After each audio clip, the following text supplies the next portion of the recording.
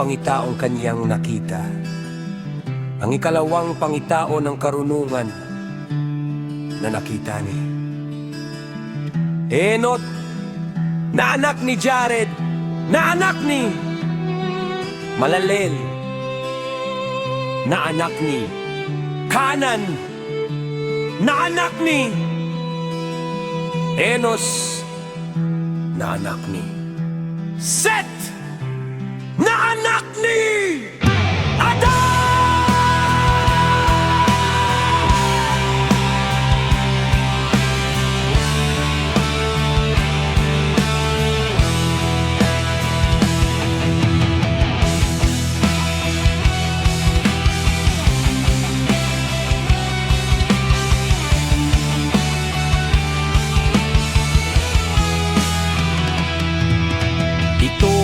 Ang pasimula ng salita ng karunungan na aking tinanggap upang ipahayag at sabihin sa mga nananahan sa lupa. Pakinggan ninyo mula sa pasimula at unawain hanggang sa wakas ang mga banal na bagay na aking sasabihin sa harapan ng alahaya ng mga espiritu.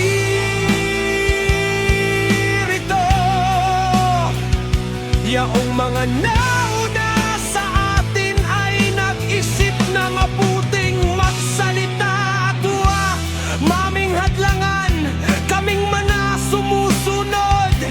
Ang pasimula ng karunungan hanggang sa kasalukuyang panahon ay kailan may hindi ibinigay sa harapan ng alahaya ng mga espiritu ang aking tinanggap karunungan ayon sa kakayahan ng aking pag-isip at ayon sa kaluguran ng alahaya ng mga espiritu. Yaong aking tinanggap mula sa kanya, isang bahagi ng buhay na walang hanggan. At ako'y nakatanggap ng tatlong talinghaga na aking ipinahayag sa mga nananahan sa mundo. Talinghaga ang una kapag ang kongregasyon ng mga matuwid ay nahayag na, at ang mga makasalanan ay hinatulan dahil sa kanilang mga krimen at kinulo sa paningin ng sanlibutan. Kapag ang katuwiran ay nahayag na sa harapan ng mga matuwid mismo na siyang pipiliin dahil sa kanilang mabubuting gawa na timbang ng alahaya ng mga espiritu. At kapag ang liwanag ng mga matuwid at ng mga hinirang na nananahan sa lupa ay nahayag na,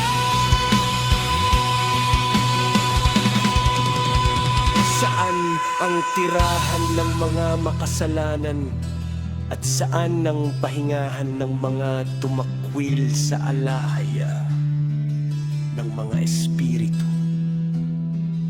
Makabubuti pa sa kanila kung hindi na lamang sila isinilang.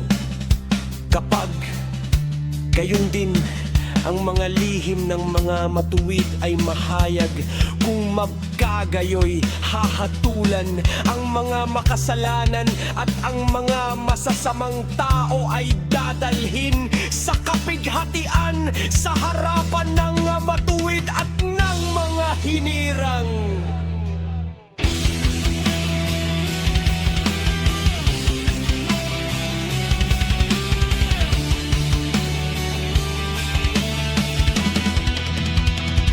Mula sa panahong iyon, yung mga nagmamayari ng lupa ay titigil na maging makapangyarihan at dakila, ni hindi na nila makikita